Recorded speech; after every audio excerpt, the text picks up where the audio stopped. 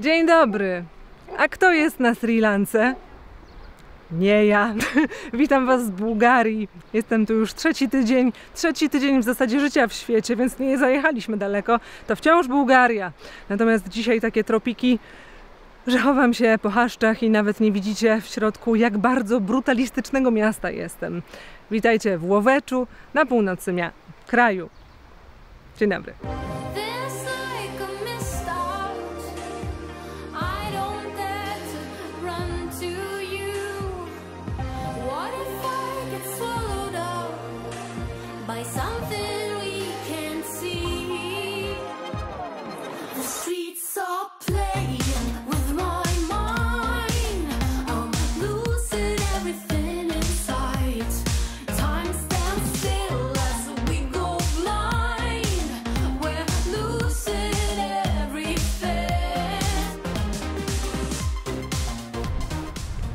Sporo już przeżyliśmy na tym YouTubie razem, co? Wow. Jezu, jak się przestraszyłam. Szukam miejsca, żeby Was postawić gdzieś, bo ręka mi odpada, a dzisiaj musimy poważnie porozmawiać, czy on atakuje mikrofon.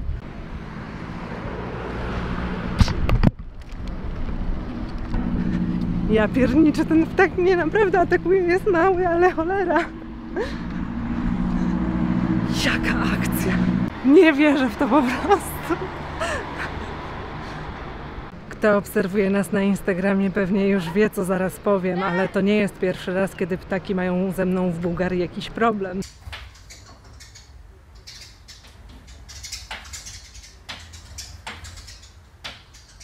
Ptaki stukały nam do okien każdego dnia, przez cały dzień. Z niewiadomego powodu myśleliśmy, że atakują same siebie, swoje odbicie w lustrze, ale trochę trudno w to uwierzyć, zwłaszcza po tym, co przed chwilą sami widzieliście.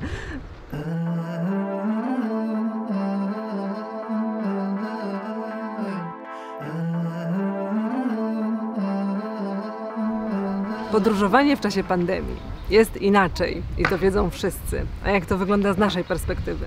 Jak wiecie, wybraliśmy Bułgarię bardzo spontanicznie. Był to jeden z pierwszych krajów, które otworzyły się po lockdownie i znaliśmy tutaj już wcześniej Genowewę, czyli bohaterkę ostatniego odcinka, którą też już znacie. Natomiast dalszy plan to brak planu, brak szczegółowego planu, bo zaplanowanie czegokolwiek teraz jest bardzo trudne.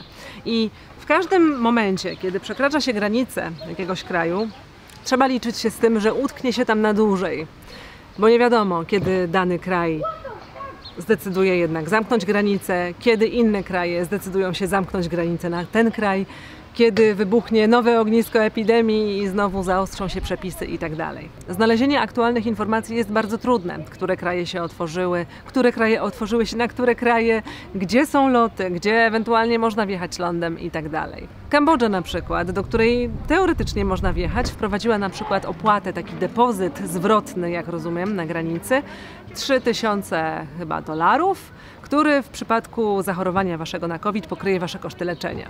No ale trzeba je mieć i trzeba je wpłacić. For vlog. Kako? Vlog. Vlog. What is your name for YouTube? I nešto tam. Yes. Yes? Yes. You want? Снимавка. Известный. Okay. Yes. Okay. Can you, my friend, to call this dropping? Okay. My friend. Okay, friend. They have this. Boję się, że sobie krzywdę zrobią przez to, że występują we vlogu. W którymś momencie chcielibyśmy opuścić Bułgarię. Najlepiej w jakimś bardziej rychłym momencie niż dalszym. Póki co zadomowiliśmy się. Na moment. Przyjechaliśmy w te strony, by spotkać się z mieszkającą na stałe w Bułgarii rodziną z Polski. Marcinem, Euniką i ich córką Patrycją. Wielu z Was może ich znać, bo sami tworzą filmy na kanał Orient Explorer. Wcześniej postanowiliśmy, że wspólnie wybierzemy się do jednego z najbardziej niedostępnych miejsc w Bułgarii. Do Buzłudży, czyli bułgarskiego UFO. To jest Buzłudża. Podoba się? Przyszliście się? No dzięki, że nas zabraliście w takie miejsce. Fajna to. Takiego niczego nie zobaczycie nigdzie indziej.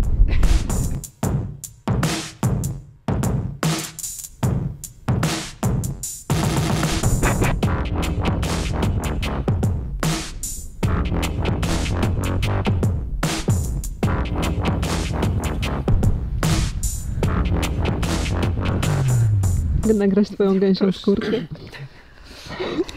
Trzęsie mi się ręka, przepraszam. Ale też mi zimno. Budowanie takiego budynku pośrodku niczego ma jeden cel. Kult. To jest świątynia, najważniejsza świątynia socjalizmu w Bułgarii. O ile każdy może zobaczyć to miejsce z zewnątrz, wejście do środka od kilku lat jest niemożliwe. Pilnuje tego nieprzekupny policjant, a wszystkie wejścia, łącznie z tymi nieoficjalnymi, zostały zabezpieczone w taki sposób, że niezauważonym nie da się wślizgnąć do środka. Marcin i Eunika przez kilka dni starali się o oficjalną zgodę na wejście od władz, co w bułgarskich realiach wymagało też sprytu i znajomości. Ostatecznie udało się uzyskać pozwolenie na 1 godzinę.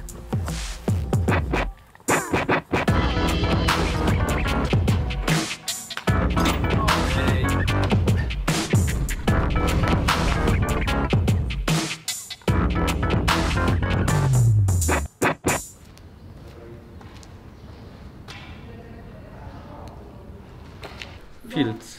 Tylko się po prostu na proszek zrobił już. W kolorach systemowych. Oczywiście. Partia rządzi, partia radzi. Partia nigdy cię nie zdradzi. Nie, to chyba było Sex Mystic.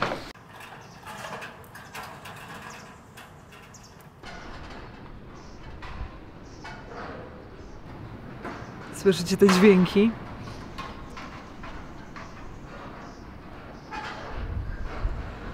Blacha z dachu tak trzeszczy na wietrze.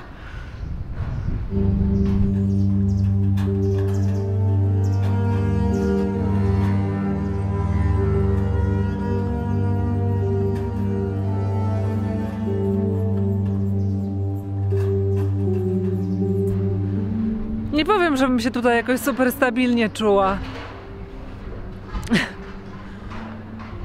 Tak trochę stąpam, tak lekko. Najpierw palce, potem reszta. Też tak czujesz? Budowa trwała 8 lat, ale przez zaledwie 8 lat Buzłudża pełniła swoją funkcję, jaką było robienie wrażenia na turystach, którzy mieli zachwycić się potęgą systemu socjalistycznego. Po transformacji porzucono ją, okradziono ze wszystkiego co cenne, łącznie z miedzianym dachem, a to co widzicie to efekt kilkudziesięcioleci surowych górskich zim. To prawdopodobnie ostatnie lata, kiedy można jeszcze zobaczyć pozostałości mozaik z wizerunkami Marksa, Engelsa i Lenina. Tutaj ludzie przez wiele lat po prostu przyjeżdżali na dziko, ale kiedy budynek zaczął stanowić zagrożenie dla ludzi, po prostu go zamknięto. Żeby tutaj wejść, musieliśmy podpisać deklarację, że wchodzimy tu na własną odpowiedzialność, ale spodziewałam się, że będzie to w troszkę lepszym stanie.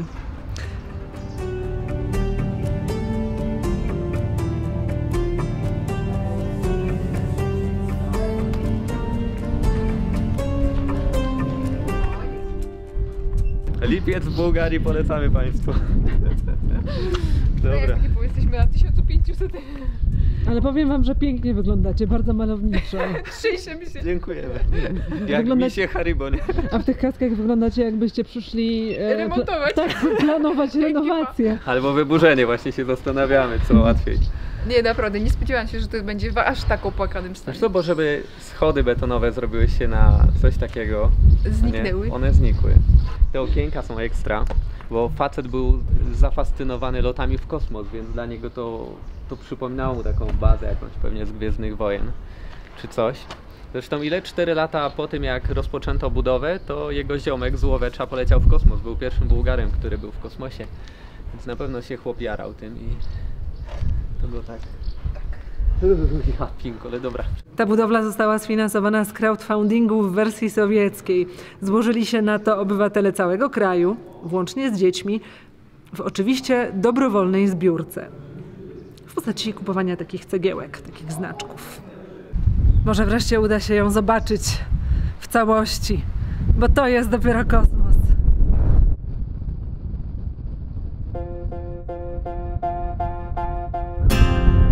Wiatr jest dzisiaj taki jak w Ekwadorze na 4000 metrów. darkest place, Dante's Inferno, the devil's maze. It's a good world gone bad.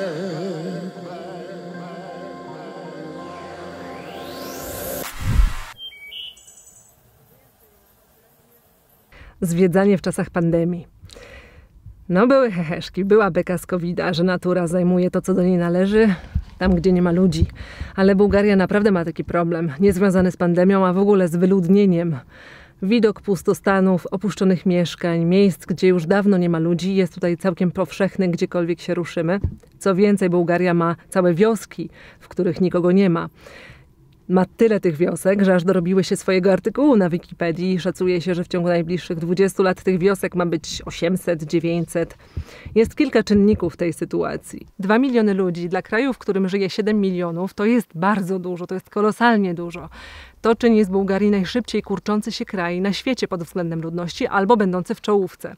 Ludzie wyjeżdżają za granicę, ponieważ zarobki tutaj są najniższe w całej Unii Europejskiej. Wsie wyludniają się dlatego, że ci, którzy zostają w kraju, wyjeżdżają właśnie do miasta. No i do tego dorzućmy jeszcze niską dzietność oraz wysoki współczynnik śmiertelności i starzejące się społeczeństwo. Jest to ogromny problem dla Bułgarii, o którym mówi się od lat. Miłośnicy pustostanów, studzę wasz entuzjazm. To nie jest nic romantycznego do oglądania, ani malowniczo-postapokaliptycznego. Wiele wiosek, które minęliśmy, są po prostu już dawno zarośnięte, obrośnięte tak gęsto, że nie da się tam wejść. Poza tym są odcięte od drogi, nie można tam wjechać i mijaliśmy je po prostu widząc je na GPS-ie, że jadą z główną lokalną drogą, która jest maleńka, coś tam w chaszczach kiedyś było. W tej wiosce, do której dało się dojechać, tutaj gdzie jesteśmy, są po prostu 3 domy. I tyle.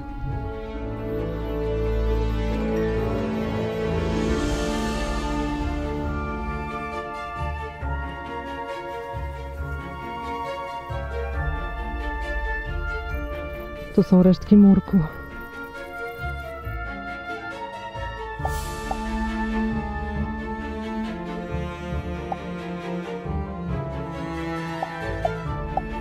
Jak możecie się domyślić, ceny nieruchomości w Bułgarii są dużo niższe niż w Polsce.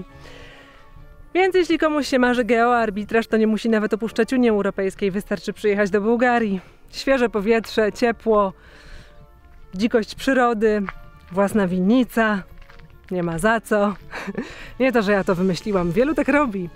Przyjeżdżają nie tylko z Polski, bo jest tutaj wielu Polaków, ale też z innych krajów Europy Zachodniej. Przekładam ten aparat z ręki do ręki. Coś przytyło się wam ostatnio. Za ciężki obiektyw mam.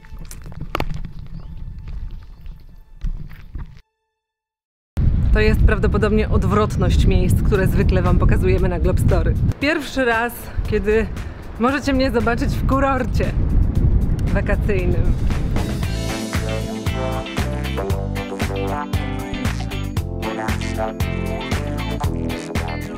Bułgarskie Miami, albo inaczej, Las Vegas Europy Wschodniej, albo jeszcze inaczej, miejsce, gdzie przez 300 dni w roku świeci słońce, więc jest gwarancja dobrej pogody i dobrej ceny.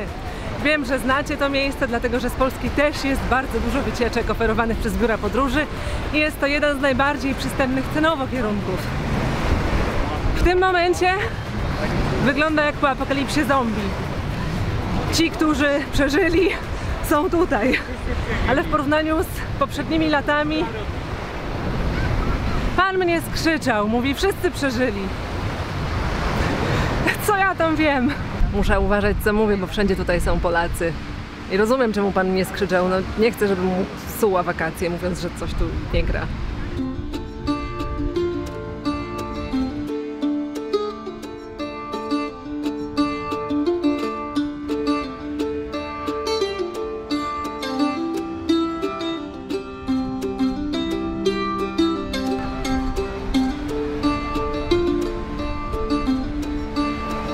W naszym hotelu, w naszym resorcie jesteśmy my i jeszcze jakaś rodzinka. Pani na recepcji powiedziała nam, że to jest pierwszy raz, kiedy mają jakiekolwiek wolne miejsca w szczycie sezonu, nie mówiąc o tym, że prawie cały hotel jest pusty.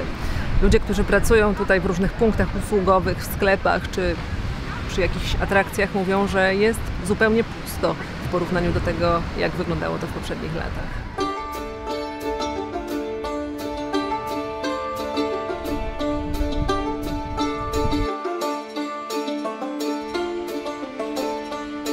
Jeśli fascynuje Was Dubaj i fakt tego, że jeszcze 50 lat temu nie było tam niczego oprócz pustyni, to tutaj było całkiem podobnie. Słoneczny Brzeg został założony w latach 50. jako miejsce wypoczynku, tropikalny kurort dla byłego bloku wschodniego. Wcześniej była tutaj plaża, długo nic, dużo węży, które, jako ciekawostka, zostały wyplenione poprzez wypuszczenie tutaj tysięcy jeży zwiezionych z przeróżnych stron. W tym momencie jest tutaj kilkaset hoteli, raczej nie żyje się tutaj całorocznie.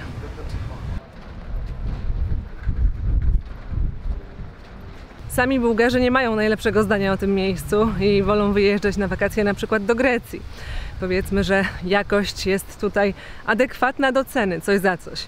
Jest tutaj bardzo dużo przypadków zatruć pokarmowych. Bułgarzy przestrzegali nas przed tym, aby nie pić wody z kranu właśnie w tych rejonach, mimo tego, że woda w Bułgarii jest pitna i bardzo smaczna.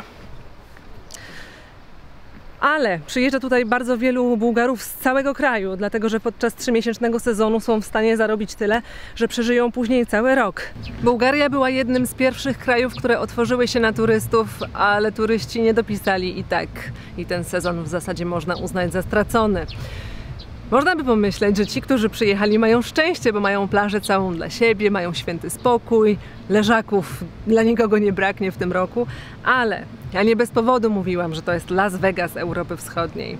Tutaj się imprezuje i bardzo wiele osób przyjeżdża tutaj właśnie po to. I to, jak się tutaj imprezuje, to jest temat na osobny odcinek, który nawet chcieliśmy zrealizować. Bardzo popularną formą aktywności tutaj jest tak zwany bar crawling. Chcieliśmy się przyłączyć, bo jak widać ten biznes ma się świetnie.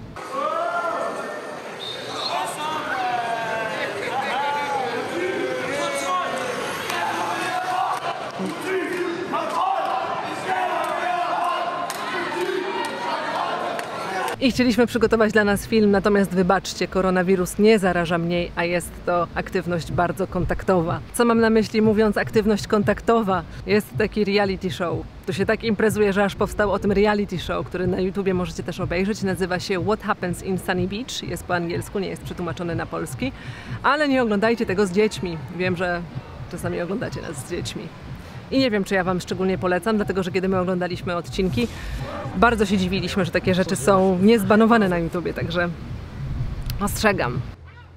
I choć w dzień kurort wygląda na opustoszały, a sklepy i stragany są zabite na 4 spusty, tak wieczorem sprawdza się zasada, że 80% turystów znajduje się w 20% miejsc. Dwie główne ulice zaczynają żyć. Nieśmiało i bez porównania do tego, co było w poprzednim sezonie, ale jednak. Gdy muzyka gra i światła świecą, można nie zauważyć pustych stolików. Ale jeśli chodzi o imprezowanie, jest jedno miejsce, w którym gości nie brakło.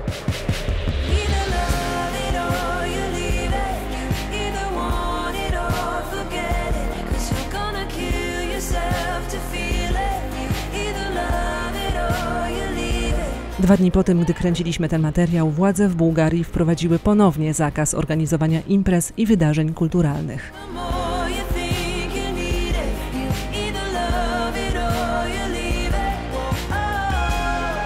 Chwilowo mieszkamy jeszcze wśród sielskich, bułgarskich pól, ale gdy montuję ten film, pozdrowienia od montującej Kai, szykujemy się powoli do kolejnego, zupełnie innego etapu i kierunku tej podróży. Zanim się pożegnam, jest jeszcze jeden temat, który chciałabym z Wami poruszyć. Przysiadłam na chwilę w spokojnym miejscu, chociaż komary. Przysiadłam na moment w spokojnym miejscu, bo jeszcze chcę z Wami porozmawiać o jednej ważnej rzeczy, mianowicie o ostatnim filmie i o Genovewie. Widzieliśmy Wasze komentarze. Cieszymy się bardzo, że ten film się Wam tak bardzo spodobał i dziękujemy za wszystkie miłe słowa. Dziękujemy za komentarze w języku angielskim, żeby Genovewa mogła je zrozumieć. To było naprawdę miłe z Waszej strony. I widzieliśmy też Wasze komentarze dotyczące tego, aby jej jakoś pomóc, aby zorganizować zbiórkę. I nie chciałam, aby ten temat gdzieś się rozproszył i pozostał taki niedopowiedziany, dlatego chcę żebyście spojrzeli, żebyście mieli wszystkie informacje, aby móc spojrzeć na to wszystko moimi oczami. Przeżyliśmy niejedno na tym kanale. Bywa wesoło, bywa luźno, bywa też całkiem poważnie, a czasem bywa nawet bardzo mrocznie. Jeśli podróże kształcą i jeśli miałabym powiedzieć o jednej rzeczy, której się nauczyłam w trakcie podróżowania, byłaby to odpowiedzialność. Nie zawsze jest to idealna odpowiedzialność, nie zawsze robię wszystko idealnie, ale bardzo się staram. Film. Okej. Merci.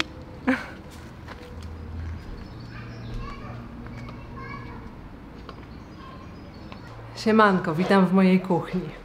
A skoro mowa o odpowiedzialności, widzieliśmy Wasze komentarze dotyczące tego, aby Genovewie w jakiś sposób pomóc. I jest to jedna z najpiękniejszych rzeczy, jakie są w człowieku, to, że kiedy widzi kogoś innego, komu dzieje się krzywda, chce mu pomóc, chce go jakoś uratować. Jest to chyba jedna z najbardziej człowieczych rzeczy. Przeczytaliśmy wszystkie te komentarze i sami myśleliśmy od grudnia, odkąd Genovevę znamy, w jaki sposób możemy jej pomóc i co możemy zrobić. Ale pomoc, żeby była faktycznie skuteczna, nie może być kompulsywna. Sugerowaliście zbiórkę. I nie wiem, czy wielu z Was na pewno pamięta zbiórkę dla pana Po.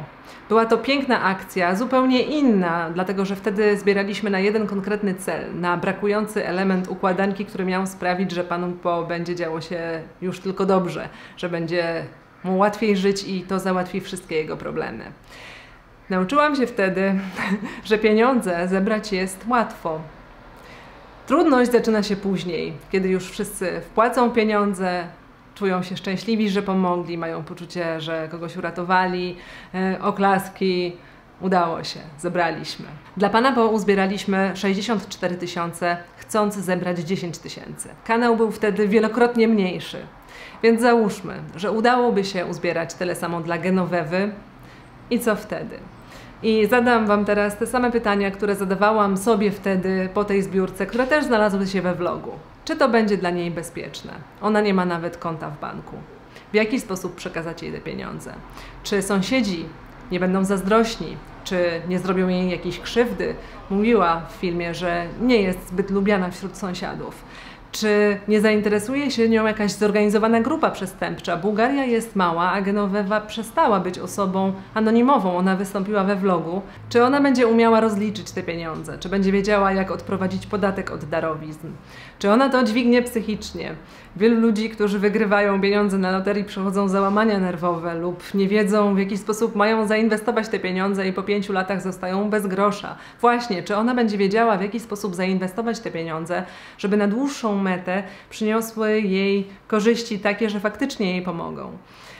Czy w takim razie być może ktoś powinien jej w tym pomóc i zostać jej kuratorem? Kto to powinien być? Kto powinien przeprowadzić się do Genovewy po to, aby przejść z nią przez cały remont, aby pomóc jej dysponować tymi pieniędzmi? Pamiętajcie, że mówimy o dorosłej osobie. Czy to powinniśmy być my? Czy powinien być to ktoś, kto zna się na Bułgarii i wie sam, jak należy to robić? Czy ona jest gotowa na te nowe problemy, które się pojawią? Czy ona sobie w ogóle zdaje z tego sprawę? Takie pomaganie wymaga specjalistycznej wiedzy z zakresu pomocy charytatywnej, której my nie mamy. I ja też kiedyś myślałam, że jestem w stanie kogoś uratować, że jestem w stanie to udźwignąć, że będę wiedziała, jak to zrobić, jeśli włożę w to serce. Wiecie o tym, bo przeżyliśmy to wspólnie. Nie mam zbyt regularnego kontaktu teraz z panem Po, więc nie mogę Wam powiedzieć wszystkiego, bo nie wiem też, czy pan Po by sobie tego życzył i nie wiem, czy są to wiadomości realne, prawdziwe. Musimy tam pojechać i chcemy pojechać. Być może nawet uda się w tym roku, jeśli Kambodża się otworzy, chociaż to jest w tym momencie skomplikowane. Sprawdzałam to nawet wczoraj i opowiemy o tym. Mówiłam o tym nawet u Karola Paciorka, kiedy zaprosił mnie do podcastu i opowiadałam, że nie wszystko poszło tak, jak planowaliśmy, mimo tego, że starali się absolutnie wszyscy, wy sięgając do swoich kieszeni. Ja za własne pieniądze pojechałam do Kambodży na 3 tygodnie po to, aby go wesprzeć, aby jakoś mu pomóc. Pan Po, który się bardzo stresował, bo wiedział, że nie może niczego spaprać, że musi mu wszystko wyjść, że ta inwestycja musi się na pewno udać, dlatego że powierzyliśmy mu nasze pieniądze, że on nie może zawieść. Doprowadziło to do sytuacji, że na przykład nie mówił mi całej prawdy czasami, właśnie dlatego. Pan Po kupił działkę, wybudował na niej dom. Wiem, że miał problem z podłączeniem prądu, wiem, że miał problem z tym, że ktoś mu sprzedał trefne cegły i tak dalej. Opowiemy kiedyś tą historię, jak sami będziemy tam na miejscu. Innym pomysłem, który pojawił się w komentarzach, było to, żebyśmy załatwili jej prąd. Załóżmy, że opłacimy jej ten prąd. Następnego miesiąca nie będzie miała pieniędzy, aby za niego zapłacić. I co wtedy? No dobrze, w takim razie powiedzmy, zbierzemy pieniędzy tyle, aby uzbierać jej na ten prąd na rok. Ale co z jej chorą nogą? Ona potrzebuje też szkuli, potrzebuje pomocy lekarskiej, dentystycznej, jej mama również, potrzebuje remontu jej dom, potrzebuje kaloryfera, potrzebuje bardzo wielu innych rzeczy. I czy to nie będzie cyniczne z naszej strony, że powiemy jej: słuchaj Genovefa, tu masz pieniądze, ale możesz je wydać tylko na prąd. To są takie ogromne dylematy moralne. Do tego dorzućmy zbiórkę w blasku fleszy i to, z czym ona się wiąże. Znam kilka takich zbiórek i one wszystkie miały bardzo podobny przebieg. Że robi się z tego reality show, w którym ludzie obserwują, jak osoba radzi sobie z tymi pieniędzmi. Niektórzy mają pretensje, że pieniądze zostały źle wydane, inni proszą o rozliczenie i tak dalej, i tak dalej. A Genovefa nie jest osobą anonimową i ją będzie to wszystko dotyczyć, ją będzie to dotykać. To jest zafundowanie jej, takie igranie z ludzkim życiem, podczas gdy wszyscy inni patrzą. Nie odmawiamy pomocy Genovefie. Każdy może jej pomóc. Jej Instagram widoczny jest w filmie, tak jak zresztą chciała i tak jak prosiła. Każdy może się do niej zgłosić, jeśli tylko ma pomysł. Zbiórka publiczna nie jest jedynym rozwiązaniem i nie jest nawet dobrym. My po prostu nie potrafimy jej pomóc. Pomoc, której potrzebuje Genovefa, to proces składający się z bardzo wielu różnych czynników, a na końcu widzimy ją samowystarczalną. I my nie jesteśmy w stanie tego procesu przeprowadzić, a publiczna zbiórka tylko spłaszcza ten problem i tak naprawdę go nie rozwiązuje. Nie rozwiązuje sytuacji społeczno-zawodowej Genovefy. To nie jest nasza odmowa pomocy jej, my po prostu naprawdę nie wiemy, jak to zrobić. W jej sprawie kontaktowaliśmy się na przykład z lokalnym NGO tutaj, rozmawialiśmy osobiście z 2 paniami, które zajmują się sprawami edukacji wśród Romów. Pieniądze z filmu, z reklam zostaną przekazane w całości Genovefie, bo to jest jej historia. Nasz przyjaciel podarował jej laptopa, który w tym momencie jest w drodze z Polski do Bułgarii. Ona naprawdę nie jest nam obojętna.